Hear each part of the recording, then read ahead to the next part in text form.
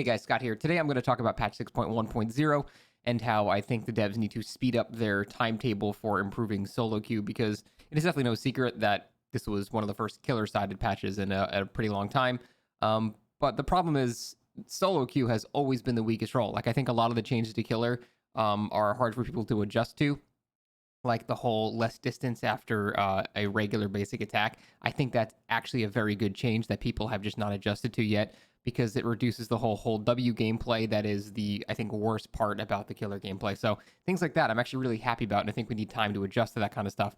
But it has never changed the fact that solo queue has always been the weakest role in the entire game. I've said that for years and years and years. I think honestly most people agree with that. I've made videos before showing, mock-ups of chat wheels and whatever, just things like that to help the solo queue experience in any way. It sounds like that's kind of what they planned with like icons and stuff like that.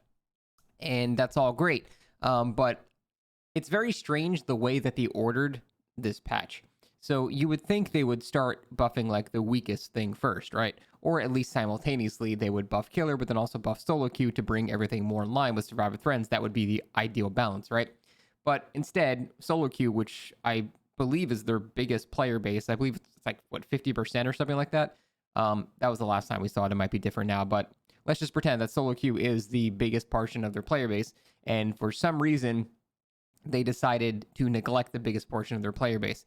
It's strange, but this is why, even though there have been mostly survivor-sided patches overall, I've been okay with that, because frankly, there's just more survivor players than killer players.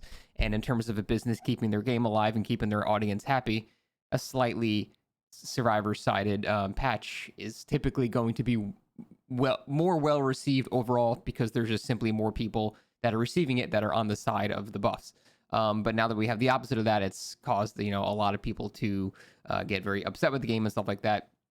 And it is noticeable because like you just pretty much can't play killer anymore. Killer queue times were always bad until very late at night, but you just can't play at all anymore.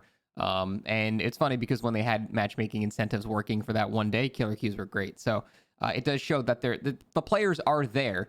They're just not choosing to play the survivor role at the current time, which indicates they're just very upset with the stuff. And I think, again, I'm going to stick to my guns. I think a lot of people are just straight up over exaggerating.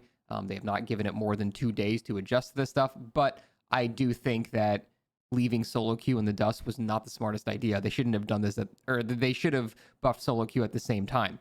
And there's this post by Peanuts where he's talking about when they're going to implement these solo queue buffs and things like that. And it doesn't sound like it's coming for a while. It doesn't sound like it's coming like for a year. He said the rest of the year is already booked with other changes, the ones mentioned in the anniversary stream and in the roadmap. We'll come back to it once we have some time. I think this is not a smart business decision for them. I think they need to shift whatever priority they have and put solo queue buffs like at the forefront of what they're going to be doing. And the thing is, they don't have to do very much. A simple basic chat wheel or something like that. There's been 50,000 mock-ups. I'm not the only one who has done this. A simple chat wheel, a simple ping system, a simple icon system like they talked about. You're holding a generator, your portrait changes to a generator, they know you're working on a gen. Very simple. Just things like that. Doesn't make Survivor Friends any stronger whatsoever, but it makes solo queue have a bit more communication so you're not being left on death hook every time. And that is something that people have asked for a while. And I'm sorry, that is just simply not complicated to make. That is not a year-long endeavor. It's a fucking chat wheel that can take a day to make. It's really not complicated at all, I promise. There's always that one person that's like, actually, I have programmed every game and that takes 17 weeks. You don't know the intricacies.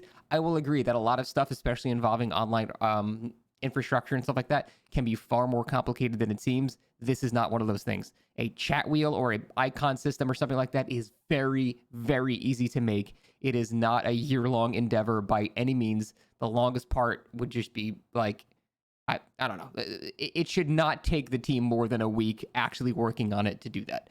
And I think they really need to push for something like that sooner rather than later, because regardless of whether or not you agree the changes were good, like I've been enjoying the patch, but I can see that a lot of the community is upset. And I think placating them by, making solo queue a lot more bearable would be something that is a no-brainer. And basically this whole video is just a plea for them to push that far, far ahead of whatever other possible changes and things that they're working on right now, because it is arguably the most important thing they can do right now. So that's pretty much it. I just hope they buff solo queue in some way. Again, I don't think nerfing Survivor Threads is ever the right call, but buffing solo queue is sort of a no-brainer. I don't know anyone who would even complain about that. So that is it. I hope Behavior would, restructure things around and just like again, it's really not that much effort to put like an icon system or a ping wheel or chat wheel or something like that. It's really not that much effort, and I think that would make a lot more people happier with the current changes to the game as they adjust to it. If you nerf one side, typically throwing them a bone as well is one of the ways you lessen the blow. They didn't really do that. They just pretty much just entirely buffed Killer and like very little Survivor buffs in comparison. So I think they should have done this at the same time. And frankly, the order at which they changed these things seems very strange. But that is pretty much it. Thanks for watching. See you next time.